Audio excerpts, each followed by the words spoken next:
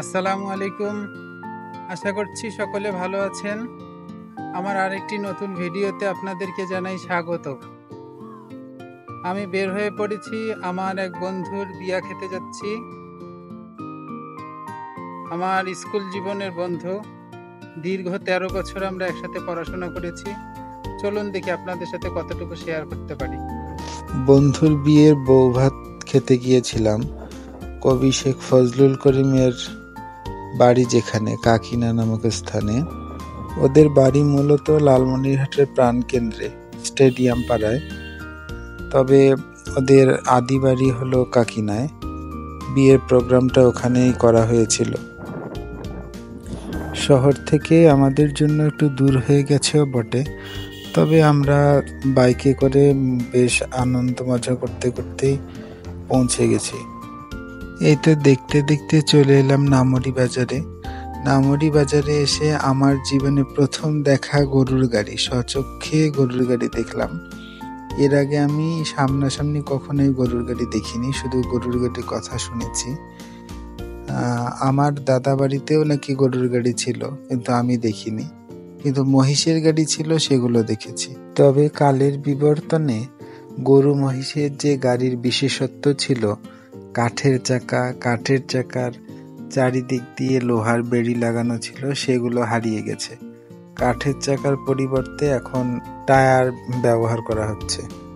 এই তো চলে এলাম বিয়ে বাড়িতে। আমার বন্ধু মানিক চন্দ্র সেন এবং তার স্ত্রী, তাদের আগামী জীবন যেন সুখের এবং সমৃদ্ধির হয়, সেই দোয়া আশীর্বাদই করবেন সকলে। ওদের সাথে দেখা করে নিয়ে আমরা এখন খেতে চলে আসলাম। এখানে আমার কিছু বন্ধুকে দেখতে পাচ্ছেন। সাদ আছে, বিপ্লব আছে, কামরুল আছে, সুমন আছে। বিয়ে বাড়িটা যেহেতু লালমনিরহাট শহর থেকে অনেক দূরে, সে কারণে আমরা কয়েকটি গ্রুপে বিভক্ত হয়ে গিয়েছিলাম, আর একসাথে সবাই বিয়ে বাড়িতে পৌঁছাতে পারিনি। খাওয়া দাওয়া বেশ ভালোই ছিল, আর সাথে স্পেশাল ছিল বগুড়ার দই, যেহেতু মানিকের মামার বাড়ি বগুড়াতে। খাওয়ার পরে উপহার প্রদান এবং ধান দুর্বা দিয়ে আশীর্বাদ পর্ব চলছে। ধান হলো সমৃদ্ধির প্রতীক, অর্থাৎ ধনের প্রতীক, আর দুর্বা হলো সহনশীলতার প্রতীক। দুর্বা মাঠে ঘাটে জন্মালে আমরা কি পরিমাণ পদপৃষ্ঠ করি তা সকলেই জানি, আর দুর্বা সেটা কিভাবে সহ্য করে সেটাই এখানে বোঝানো হয়েছে, যে দুর্বার মতো সহনশীল হোক। সকলে কিছু স্মৃতি ধারণ করে নিলাম। এরপরে আমাদের আরেক গ্রুপ এসে পৌঁছালো।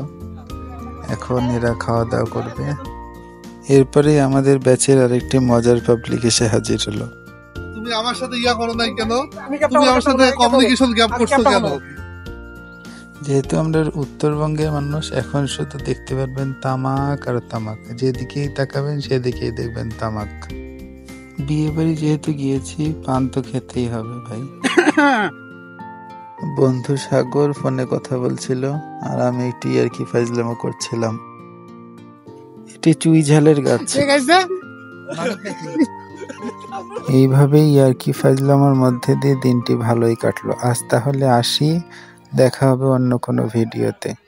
ততক্ষণ সকলে সুস্থ থাকবেন, সচেতন থাকবেন।